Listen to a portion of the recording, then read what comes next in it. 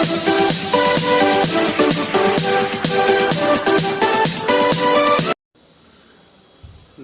दोस्तों, मैं एडवोकेट श्लोक भट्ट स्वागत करता हूं आपके अपने यूट्यूब चैनल लॉ ट्यूब में। फ्रेंड्स,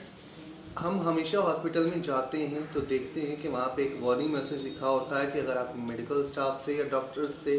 बदतमीज़ी करेंगे तो आपको जुर्माना प्लस पुलिस की जेल दोनों ही हो सकती है।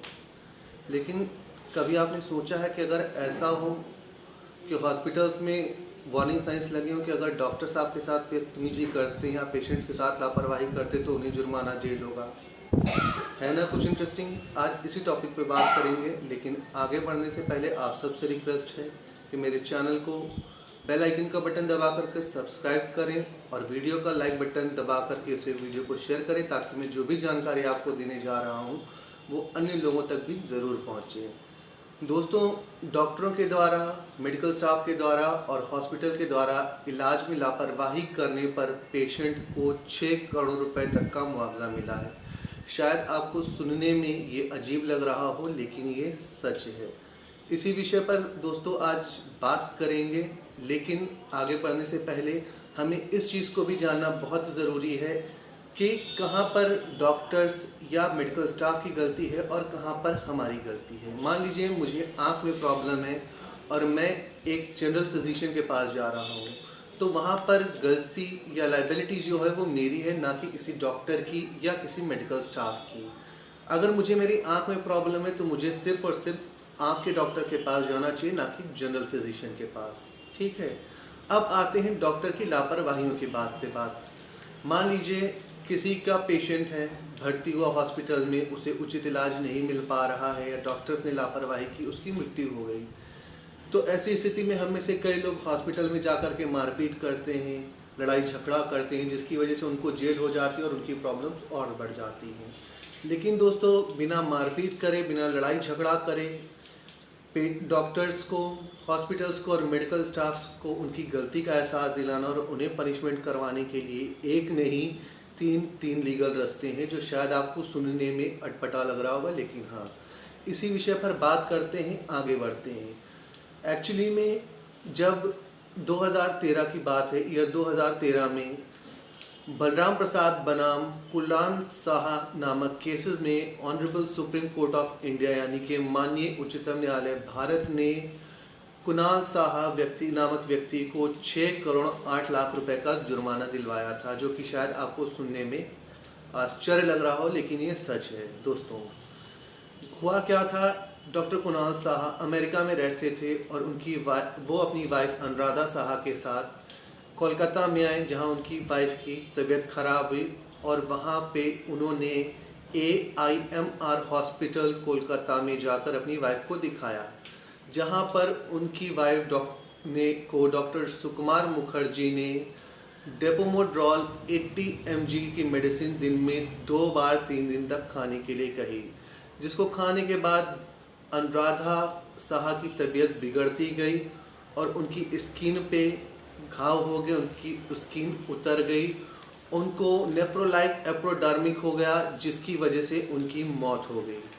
इस संबंध में डॉक्टर कुणाल साहा ने एक लेटर वेस्ट बंगाल की मेडिकल काउंसिल को लिखा। मेडिकल काउंसिल ने AIMR हॉस्पिटल और डॉक्टर सुकुमार मुखर्जी को क्लीन चिट दे दी, जिसके बाद कुणाल साहा लोअर कोर्ट में गए। लोअर कोर्ट में उनके पक्ष में फैसला हुआ, वहां से हाई कोर्ट ये केस गया और हाई कोर्ट से माननीय उच्चतम न्यायालय यानी कि सुप्रीम कोर्ट ऑफ इंडिया में गया, जहां पर सुप्रीम कोर्ट ऑफ इंडिया ने कुणाल साहा के पक्ष में फैसला सुनाया और उन्हें 6 करोड़ 8 लाख रुपए का मुआवजा दिलाया। तो दोस्तों, अब वापस आते हैं अपने टॉपिक पे कि अगर इलाज में लापरवाही हो रही है, डॉक्टर लापरवाही कर रहा है, तो हम क्या कर सकते हैं। उसके लिए भारतीय कानून के अंतर्गत हम IPC के सेक्शन 304A यानी कि डॉक्टर्स या मेडिकल स्टाफ के द्वारा लापरवाही करना, IPC का सेक्शन 337 और 338 यानी कि शरीर पे ऐसे जख्म देना या इलाज के दौरान सर्जरीज में ऐसे जख्म होना जिसकी वजह से व्यक्ति की मृत्यु हो जाए, तो इन धाराओं के अंतर्गत हम मामला दर्ज कर सकते हैं, जिसमें मेडिकल स्टाफ डॉक्टर्स को 6 महीने से लेकर के 2 साल तक की जेल प्लस जुर्माना हो सकता है। तो दोस्तों, ये तो हुआ हमारा पहला क्रिमिनल प्रावधान। जिसमें आप डॉक्टर्स और मेडिकल स्टाफ को जेल करवा सकते हैं। अब आते हैं हम दूसरे प्रावधान पे, जिसमें हमें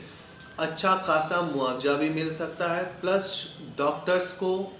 और मेडिकल स्टाफ और हॉस्पिटल को अपनी गलती का एहसास भी हो सकता है। वो है, हम एक दीवानी न्यायालय में केस दायर कर सकते हैं, या कहिए एक सिविल सूट हम दायर कर सकते हैं, जिसमें कोर्ट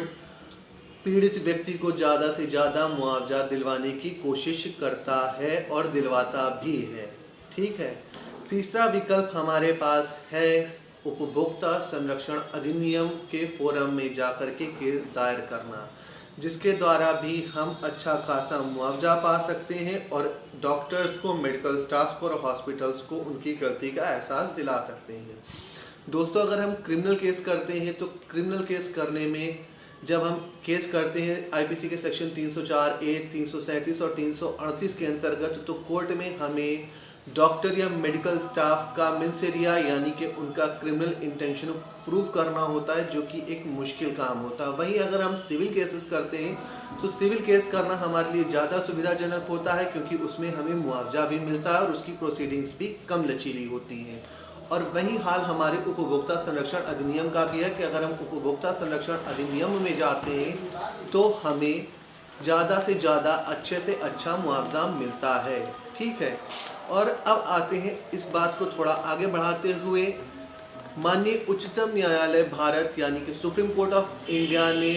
पश्चिम बंगाल खेत मजदूर समिति बनाम पश्चिम बंगाल राज्य के अपने फैसले में साफ साफ कहा था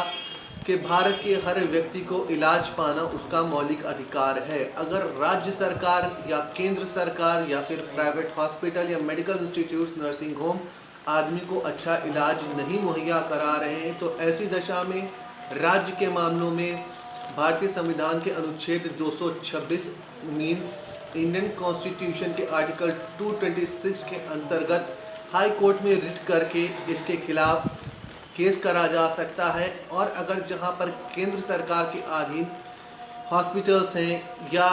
केंद्र प्रशासित राज्यों में जहां पर व्यवस्था केंद्र सरकार के हाथों में, वहां पे लापरवाही में आप मर रहे हैं या कोई आपका जानने वाला खत्म हो गया है, तो भारतीय संविधान के अनुच्छेद 32 यानी कि इंडियन कॉन्स्टिट्यूशन के आर्टिकल 32 के अंतर्गत आप सुप्रीम कोर्ट में जा करके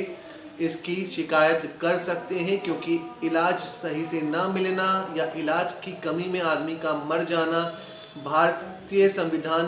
के अनुच्छेद 21 के यानी कि इंडियन कॉन्स्टिट्यूशन के आर्टिकल 21 के मौलिक अधिकारों के हनन के अंतर्गत आता है, जो कि एक पनिशेबल ऑफेंस यानी कि दंडनीय अपराध है।